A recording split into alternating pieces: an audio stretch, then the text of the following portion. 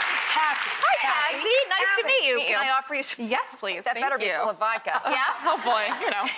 My husband and I are approaching our 10-year anniversary, Yeah. and I usually get him something like a nice watch or weekend getaway.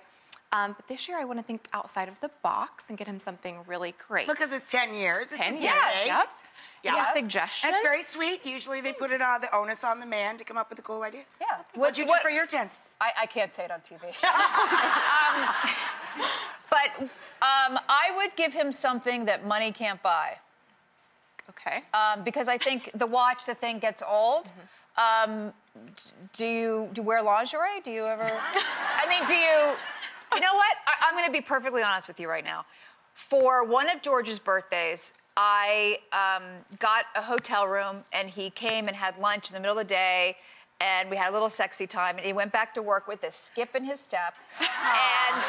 But when it comes down to it, that's going to make them happy. At the end, they don't care about the leather vest or the horn for the Harley. If you give them some tender love and care and some kisses, they will be so happy. Nice. Thank you. Isn't that true? That is true. Thank you. That's all men want.